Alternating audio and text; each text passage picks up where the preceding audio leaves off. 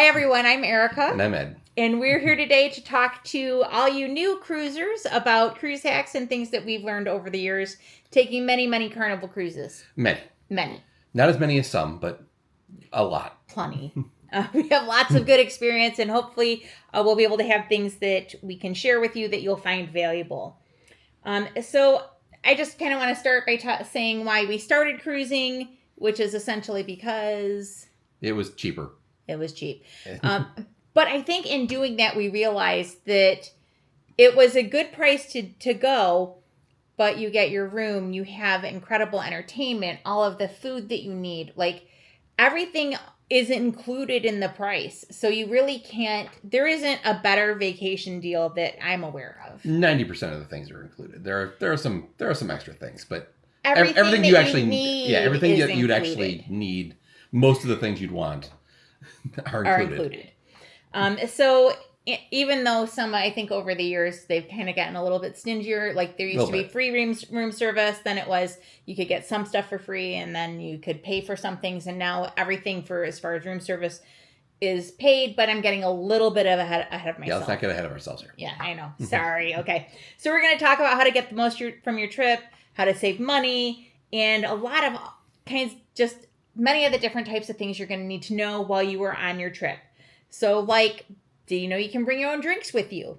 Like, there are limits, so you have to go back to the website and so they change these types of things on a fairly regular basis. And I think alcohol is a little different than just, like Coke or something. No, I mean like water bottles and soda pop. Yeah. Alcohol is definitely different. They won't let you necessarily bring it directly on the ship. Even if you buy it in a port, they'll hold on to it for you till the end of the trip. So when I say drinks, I am not talking about alcohol because they want to charge you for all of the alcohol that you drink on the ship. Yes. But you can bring soda pop and water bottles for a limited quantity, and all of the details are on the Carnival website. So if you're interested in finding out more about finding all of the things you need to know about your trip on the Carnival website, we have a video for that and we'll link it in the description. So one of the things I want to talk about is when you're getting ready for your cruise or booking your trip, a lot of these, if you're going out of the U.S. and they're closed loop trips, you don't necessarily need a passport.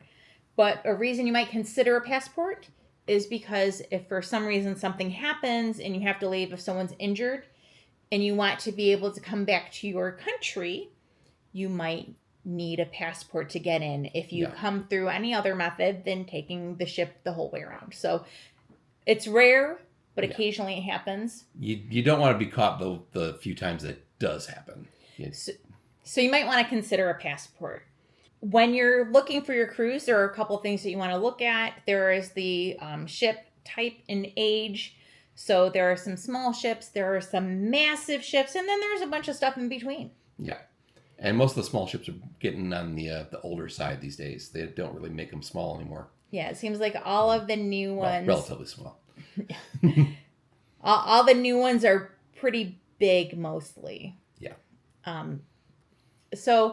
But there are some great things about the small ships. They're smaller, they're older, but they're a little bit less expensive. Sometimes they feel like they feel less crowded, maybe a little bit more intimate.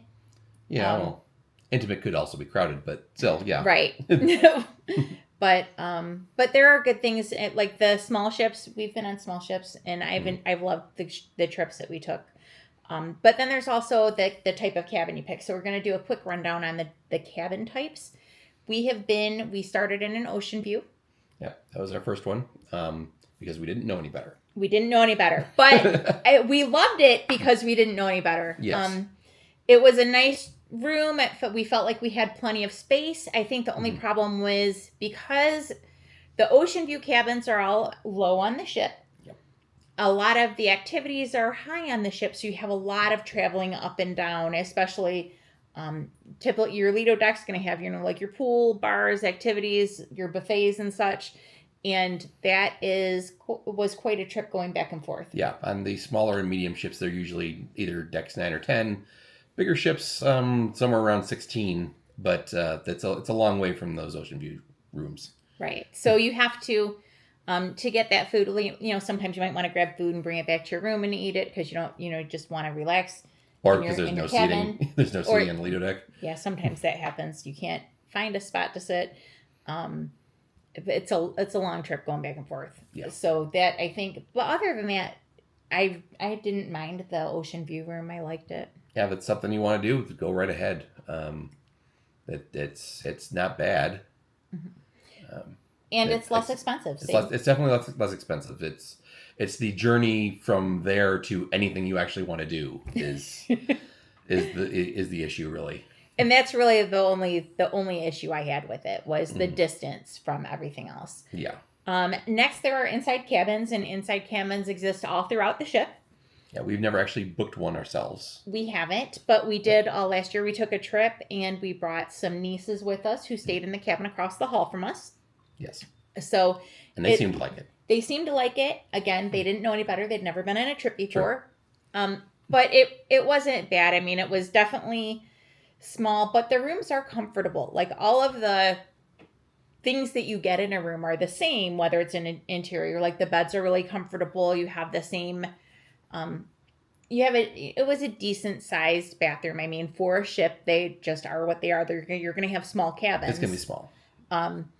And when you are in the inside cabin, it's very dark. So I imagine sleeping in there would be amazing. Like it's probably a lot easier to sleep. There is something about sleeping, like with the ocean kind of rocking you back and forth in a very dark cabin. It's kind of wonderful. If you're having a good night and can sleep through it, it's pretty great. Yeah. Most of our trips, we've been in a balcony. Yes. And I have to say, I love the balcony because of the beautiful views. And one thing to note about the inside cabin, terrible cell service. So when you are in port, you're probably going to have cellular service. Obviously your own plan. International service, but yeah. Most of the time anyway. Your plan will tell you what you get. I know we would get text messages that says, welcome to wherever. This is what it's going to cost you to use your phone here. Yeah. But we would get that, once we turn off airplane mode, we'd get that message. The nieces did not get that message, so they would come to our cabin every time cell service was available. Every time we were somewhere that they would be able to get cell service, they would come out, sit on the balcony, make their phone calls, check their socials, whatever it is that they wanted to do. Whatever kids do these days. Kids. So they would do that. So if you are in an inside cabin, you are going to have likely terrible cell service. When you are at a port or someplace, you probably are going to have to go sit on a deck to do it if you have an inside cabin. Yeah. Or, find a neighbor who you like and go sit on their balconies. Hey, introduce yourself. Hey, can I use your balcony for a minute? Then there are suites, which I think the first time we had a suite, it was because we got a call from someone saying, hey, there are suites available and we'll give you this great deal to upgrade. I think because that was our second cruise. Mm-hmm. And I think we tried another ocean view at first. Uh-huh. And then we got a call saying, hey, upgrade to a balcony. So we did. And then we got a call, upgrade to a suite. So we did. So we upgraded twice and ended up in a suite. And it was pretty wonderful because, again, that being our second cruise, we didn't have, like the loyalty program points to get any special treatment on a ship yet. Yeah. But if you're in a suite, you get special treatment. So they let you kind of bypass all of the lines with all of the, regular people going, like us. All the regular people. Yeah. It's not exactly what I meant, but yeah. And, they have special waiting rooms for you when you're waiting to get on the ship. You have priority treatment. And then we'll get to the tender types, to the port types. So you have, there are places where you can just walk right off the ship and go to do your thing. Then there are places where you have to take another smaller boat to get you to the island or wherever it is that you're going, which would be a tender port. Yes. But if you're in a suite, you automatically get that tender access. Priority tender. So that's another thing that you get with having a suite. Plus you get more space. It's just, there's a lot more room. A lot more space, yeah. It was really nice to have. Yes. It was comfortable, but the balcony room's fine too, though, so I don't it's mind. It's not something you really need, but if it's something you want to splurge on and so you have a little bit more space to stretch out, that works. It's just, more expensive. you got to pay for it. And you will pay for it. You're definitely going to pay for it. Yeah. But it's a good room. And so some of the ships, like the newer ships, they have all different types of suites too. They all have at least like the junior suite and then like the grand suite. I think there's some differences, but in like the Mardi Gras, there are like 5 or 6 different types of suites. There's a lot of different types of suites. There's like the family harbor suites. There's, regular ocean suite. There are just so many different types. There are like massive, super awesome suites that are ridiculously expensive. But again, if you want to pay for that type of experience and you will pay for some of those super awesome experiences, go right ahead. But for our purposes, balcony has been fine. But let us know how those suites are, because we have not done any of those super expensive suites. So if you've done that, let us know. Yeah. Where your cabin is located on the ship matters. If you have any type of sensitivity to the movement on the ship, if you are, the lower you are and the more central you are on the ship, the less movement you're going to feel. It doesn't bother me though. Like we're fine with. I've only been affected by rough seas. That's the only time I felt sick. Occasionally you have rough seas. Yeah. But yeah, if it's something that you're concerned about or something that's going to be affecting you, maybe look for something more middle of the ship. Lower you are, the further you are from the other things, as we mentioned before. So take all that into consideration. But are there anything good about the fore and aft? So I think some of the aft balconies are a little bit bigger. Mm-hmm. We've done a lot of forward ship stuff, but so we've done some forward ones just because I like the spa. So that's usually where the spa is. The spas are usually in front and top. I think the Mardi Gras, though we're going to be going on the Mardi Gras, we haven't been there yet, but the Mardi Gras, it's lower on the ship. But almost every other ship we've been on, it's been higher and forward. Yeah. So we've done a lot of forward room cabins, and they've been fine. I've really enjoyed them, especially we've done the spa cabins a couple times, and it's pretty much like any other cabin. But when you're in a spa cabin, if there's a thermal suite on your ship, you'll get access to the thermal ship suite. Will be part of the cost of your cabin. Yeah, and we have a video of that on the Magic as well. Yes, the thermal suite. In case you want to check that out. They are really, I really enjoy a nice thermal suite, and I enjoy the spa. Packing. We have a whole video on packing, so if you want to check that out, you can check packing. But just the most important thing, guys, is bring a water bottle. Definitely need a water bottle. You can buy water on the ship. It's nice to keep, you go in to the Lido deck, the buffet, there are water machines, and you just keep filling the sucker up. And we don't necessarily buy the drink packages because we find that between water and lemonade, sometimes there's juice, coffee. Juices in the morning. Yeah. Yep, juices in the morning, coffee. It's not really, we don't really need it, but definitely bring a water bottle. You're going to want this. You're going to want it off the ship. I could probably do a whole video just on water bottles. This kind of water bottle, something that'll keep your ice cold. Actually, I didn't realize these were here. Not this kind of water bottle because it'll sweat and it won't keep your ice cold. But I'm not going to spend the whole time talking about water bottles. But since most cruises go to places that are warm, you're going to want a water bottle, especially if you're going to be doing some kind of excursion or just sitting on the beach. Either of those things. If you're going to be starting to sweat or be out in the sun a lot, definitely you want a water bottle. Absolutely. Make sure that you are prepared for the things that are on your trip. So the first trip we went to, I did not realize that cruise ships had elegant nights. Yes. So if you have, if it's a short cruise, you'll probably have one elegant night. If you want to participate, you might want to bring something to dress up in. Your ship might have different types of specialty parties. If there's an 80s party, you might want to bring some 80s clothes to dress up in. If there is a whiteout party, you might want to bring your white clothes with you so that you can join the white party. And spill something on them and ruin them forever. Exactly. But you can find out if you go look at the Carnival website, find your ship. You can find out what types of parties are there and what to expect. on your ship so that you're prepared for these different types of special events.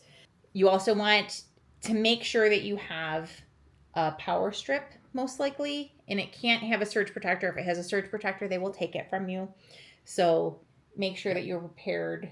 Because the cabins generally don't have a lot of places to plug in. There's usually like 1, maybe 2 outlets, and maybe some USB outlets if you're lucky, depending on which type of ship you're on. The newer ones have a few more, I think, a little better about that, but you'll want your own power strip, again, without the surge protector. And mostly where they do have outlets, they're over by like the mirrors and stuff. So if you want to sit in your bed and do something, you're not going to be able to reach to plug something in. Yeah, unless you also bring an extension cord, but I'm not sure. They might be cutting down those, or maybe I don't know what it was. We used a power strip that just had a really long cord. Yeah, we used it. That's exactly what we did. So the power strip, just make sure you have. I don't know that they'll let you bring an extension cord. No. But the cabins are fairly small, though, so it's not like you need a giant power strip cord, especially since whatever you're using probably has its own cable. So just be ready, be prepared to power the items that you want to power. You're going to want slides, obviously your swimsuits. Make sure you have sunscreen. You probably are going to want sunglasses, sun hat. And again, I guess this is assuming this is a Bahamas or Caribbean type cruise. Or if you're going to Alaska, maybe not as much, but... Yeah, and even, the Mediterranean would apply. Maybe not so much the British Isles, but but somewhat, yeah. And obviously, I guess we're grown-ups, you know how to dress yourself. Whatever toiletries you need. Again, we have a whole video on packing. So I just wanted to talk about the stuff that is maybe not necessarily the normal stuff you'd think about. Right. And if you want to get the full packing, check out the packing video. So on Embarkation Day, you get to get on the ship, which is amazing and wonderful. I love getting on the ship. Yeah, except of course it's also a lot of hurry up and wait. Yeah. You get there, you're excited about the trip, and you got to wait for your turn. You wait till they call your number or whatever, but then you get on the ship, and then you have to do all the required stuff. But at least you're on the ship. Yes. So there is some beauty to getting on the ship.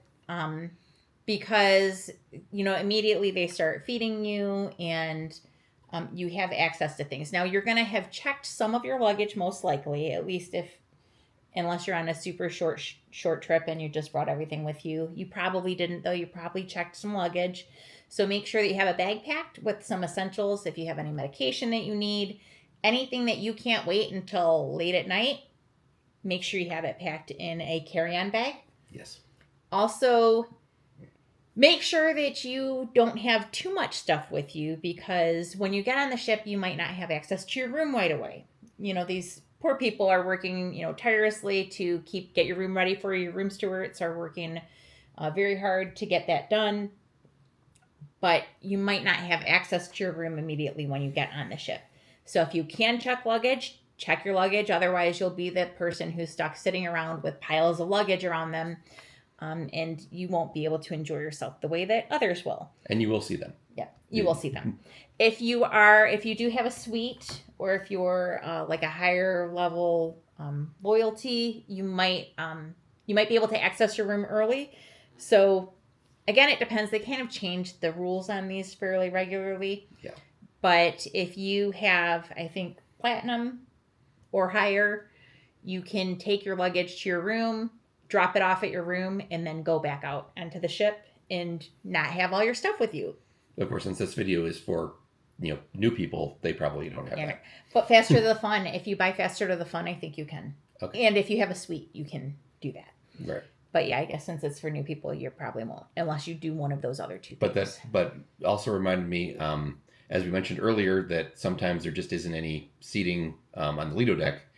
On Embarkation Day, there's definitely not going to be very much seating on the Lido deck, because no one has access to their rooms, and they're all going to sit around the Lido deck and eat and do whatever it is that's going on there. So it's going to be really crowded on the Lido deck that day. So if you want to go there, if you can get there early, do it. And if you can't, you better find yourself a spot. And if you want to get something to eat, guard your spot while somebody else goes get your food and brings it back, or something like that. So yeah, if you can get a seat, sometimes you just kind of want to keep it and make sure no one can, because if you move, it will be taken. So you want to keep that seat if you need it. And they are checking down on people just like leaving stuff on a seat so they can save it and walk away.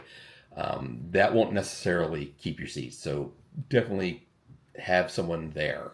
Also, make sure that you download your Carnival Hub app before you get on the ship. Yes. It is a pain if you do it when you get on the ship. You either, if you probably won't have Wi-Fi, you'll need to go to, I think it's like by where the Pixels gallery is, where you have your photos and stuff. They'll give you access to the Wi-Fi there so you can download the Carnival Hub app. But that's going to be where you find all of your information. So make sure before you get on the ship that you download the Carnival Hub app. If you want to learn more about the Carnival Hub app, we have a video on that so you can learn all about it. But here's the important thing. On the first day, as soon as you're able to get logged into that Carnival Hub app, it will show you all of the events that are occurring during the day. And people on day one do not know what's happening on the ship. So the easiest day to get in and not be in a crowded venue is on day one. So when you have your Carnival Hub app, you can, as soon as you're able to log in, find all of the things that are available. Like if you like karaoke, find the karaoke on day one, and that is going to be the least crowded karaoke day you ever see for the rest of your trip. So it might be packed every other day. It will be packed. It will be packed. It will be packed every other day.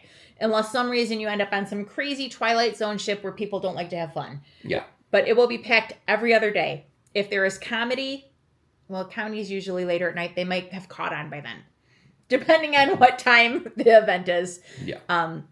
But usually that first, like up until like 6 or 7 o'clock, any events going on, that's going to be the best time to do those events. At least if you want to, like be relaxed and have an easy time getting into your spot. If you want to see a comedy show, they will always be slammed packed. You need to make sure you show up early or you won't get in probably. In most cases, at least in my experience, if you want to do that. Oh, muster drill. Sorry. Yes. Yeah, the muster drill is mandatory. You must do it or nobody can leave. So don't be that guy. When you get on the ship, do your muster first thing. Get in whatever it is that you need to do. There will be instructions. It'll be in your app. There'll be people talking to you. There'll be announcements saying to muster. Do the muster because the ship cannot leave until everyone has mustered. And let me tell you, the process is so much better now than it used to be. It used to be terrible and a really terrible way to start your trip. Mm-hmm. In the muster drill, again, people who don't know, all it is it talks about safety. If something were to happen on the ship, where do you go? What do you do? So you have to do that. It's important to make sure that you know what to do. If there's anything goes wrong, you have to know how to handle it. So do the muster drill. As soon as they start talking about it, think, oh, muster, I got to go do it. Get it done right away. And don't be the person who's holding everyone up or making people run around the ship trying to find like that dude who didn't do their muster. Yeah. Some specialty restaurants offer free perks. Yep, that's true. You can always go in, well, actually, lunchtime, like Cucina del Capitano will have free lunch. Actually, they have free lunch most of the time, right? Yeah. But some of the specialty restaurants you can go in. If you're on a ship with whatever specialty restaurants that ship has. You can go in, you'll get free lunch, and then you can talk to them about booking time. Sometimes you can get deals if you book on day one. Again, make sure your carry-on bag, you have the stuff that you need. Make sure if you have drinks that your drinks, you're going to want to bring them with you. Don't forget the room key. You may or may not have your room key depending on the ship and on what you're doing. It's possible that your room key, when it's available, will be in your mailbox outside of your door. So you definitely want to figure out where your room is, where your cabin is, especially if you don't have your key right away, because that's where you're going to find your key. And really, everything happens through that room key, which is essentially, it's called your Sail Inside card, and it'll have what's called a folio number on it. So you might want a lanyard. A lot of people will wear lanyards, and they'll put their card on it. And you use that for anything you want to buy on the ship. If you don't have to buy anything on the ship, but sometimes you're going to want to buy stuff, especially if you forgot to bring your water bottle. You're going to oh, why didn't I listen to Erica and I didn't get my water bottle? Yeah. You're going to need that water bottle, and you'll probably buy one on the ship if you don't bring one with you. But there's there's shopping on the ship. You can get specialty dining. There are plenty of ways that they will help you spend your money if you choose to. Oh, yeah. But that folio card is what they're going, that that card with your folio number is what they're going to use to charge everything. And even some of the like the private islands, that you can use that card too to pay for things rather than like a credit card or something. Yeah, Half Moon Cay. I'm assuming Celebration Key, which we'll be going to for the first time this year. Yeah, well, the first year it's going to be open. That's right. But yeah, I'm assuming that it'll probably be the same there. If you go to, let's see, all of the walls and doors are magnetic. Maybe not the greatest magnets, but they're magnetic. Yeah. But you can, if you want like some hooks and stuff. I never really use the magnetic hooks. A lot of people swear by them, but you can, put a magnetic hook and hang your stuff on there. I feel like they're small cabins, but they usually have a lot of pretty decent storage. And typically what I do is I unpack right away. I unpack. They have a lot of shelves and such that will kind of divvy up who gets what shelves and who gets what drawers. We pull the stuff out of the packing and then we just slide our luggage underneath our bed until it's time to pack up again. So we try to get the room nice and comfortable and organized on day one so that we're ready. As soon as, again, they let us into our cabins. At meals, you can order more than one entree when you're eating in the main dining room. And not a lot of people know that. Yes. Actually, I think some people were taking advantage of it. So you might want to check. I think they now have limits where you get like your first 2 free and then a little extra surcharge if you order more than that. I think that's how it goes now, yeah. But yeah, people were taking advantage of that. They would order them all day long. They ruined it for the rest of us. Yeah. Like no one's ever going to eat that much food. I don't know why they would do that. But back in the day, they always sat you with strangers. Mm-hmm. And it was another couple who'd done a lot of cruising, and he ordered so many entrees. Yeah. He ordered so much food, this guy did. But I don't know, he loved it, and it's his vacation. He was enjoying it. So yeah, hey. And he ate it. But chocolate melting cake also. Don't forget to try the chocolate melting cake because it's wonderful and amazing and delicious, and I love chocolate melting cake. Yes. We also have a video on that. So sometimes there are specialty buffets. We have a whole video on dining, 2 videos on dining. So check out the dining videos. And those are specific to the Magic. Specific to the Magic, yes. But a lot of them are kind of apply. Yeah, a lot of them will apply to a lot of ships. Across ships. Sometimes you'll have specialty buffets. Like there's usually a chocolate buffet. And a chocolate buffet is only available for like one day on the cruise, and it's for like a couple of hours. So pay attention to your Carnival Hub app. And make sure that if there's anything special that you want, that you keep your eyes out for anything special like that, because I think it's really cool. They have all different types of chocolate deliciousness. Yeah, some more delicious than others, but yes. Definitely some. That's the weird thing. Like I'm not super impressed by the Carnival desserts. I'm really not. Except other than chocolate melting cake. Yeah. Chocolate melting cake's pretty great. But there are some things. Banana cream pie is pretty great. Also, another thing people don't necessarily know, I didn't know, we went on several ships or trips before I realized this, but the main dining room serves breakfast. So you can go down and get breakfast any day you want to. On sea days, though, they have what's called sea day brunch, where they have an extended menu, and it's pretty great, I think. Yeah, it's a really good menu. And now with all the app stuff, you put in your request for a table, and then when that table is available, you get a text saying, hey, come on down. Your table's available, so it's not... That way you can wait in your room or on the Lido deck or whatever, instead of just going down there and standing around waiting for a table. Right. So that's pretty wonderful. A lot of people bring things to decorate their doors. Maybe they have a special event or something, or you could just come bring something just to find your room more easily because all the doors look alike. They do. It is really easy to forget or just get confused and not realize where you're going. But if you have that decoration, it makes it so much easier to find your stuff. No pineapples, though. No pineapples. No pineapples. Yeah, they're cracking down on that too. But sometimes other people's decorations help me find my cabin. Yeah. I know that place. We're just a few down from that. Remember that one cabin that had all the flags? Like it was like all the flags hanging. Yeah. It was like, oh, there are the flags. We need to go this way. Yeah. So that was really cool. So let's talk a little bit about the ports and shore excursions. Some of the ports that you go to will have, you can just walk off the ship and there's a beautiful beach right there. You don't have to spend a dime and you can enjoy yourself if, beaching is your thing, right? Right. Grand Turk, for instance, you walk off Grand Turk, it's barely a walk to get into the country, I guess, and walk over to the beach. We have taken snorkel gear with us. It's kind of a pain to pack it. I don't necessarily recommend it because it's, again, kind of a pain. But and the snorkeling isn't great, but you will see cool fish, and there's some interesting stuff down there in the water. Right. If you like that kind of thing. But you don't have to do anything except go and enjoy yourself. And it's so close to the ship that you could even get on the ship, have some lunch, come back out again, and go enjoy yourself some more. Right. You can walk around. There's some shopping available. Now, I will say specifically to Grand Turk, if you want to just sit around on the beach all day, hopefully you get there early. We actually did back-to-back cruises once where the last stop on the first cruise and the first stop on the second cruise were both Grand Turk. The first time we were there, we were the second ship to arrive, and there was nowhere on the beach. We had to go looking everywhere just to find a little spot of sand to settle down. The second time we were there, we were the first ones there, and the beach was empty.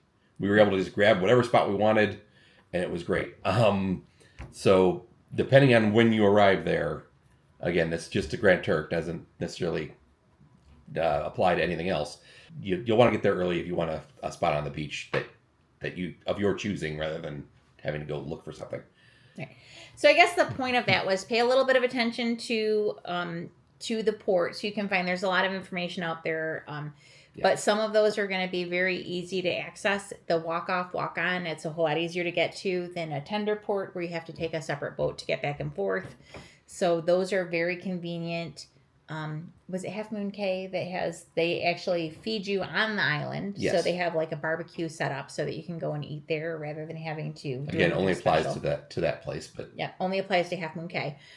So do research on your ports and determine what it is that you need to do. So if you want to save money, or if you want to know which ones might be good ports to just kick back and relax so that you can maybe spend more on excursions at nicer places, or I should say... Well, different places. Places that don't have as much to just do, to walk off and do. Right. Which is why we have a few videos on going to different places without a shore excursion. Yes. So if you do decide to take an excursion, sometimes you get off in the ship, and then there are people who are happy to sell you a trip to go do something.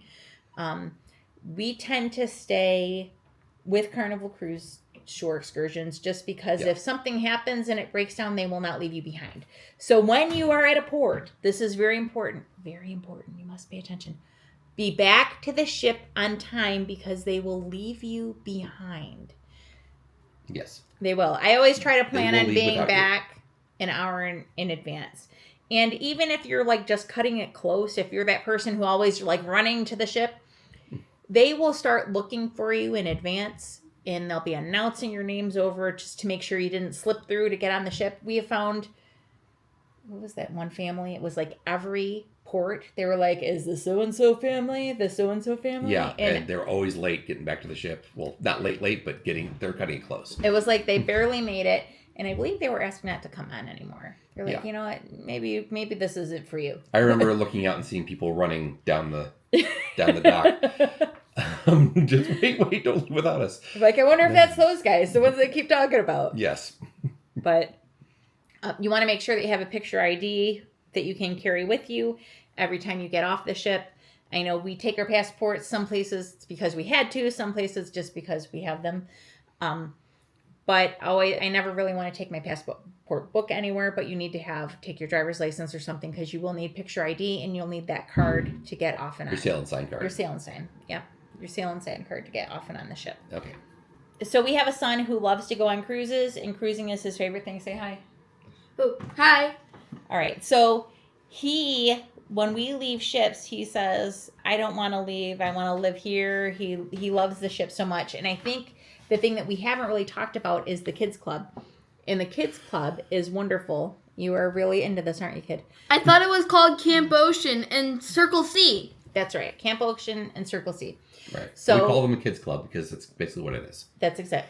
So when he first turned 2, it was the best thing. We immediately, I think 2 is when it starts becoming part of the normal. It's included in the cost, the kids club and the babysitting. So you can drop him off at the kids club. That's basically what it was the babysitting. Yeah, it was the babysitting.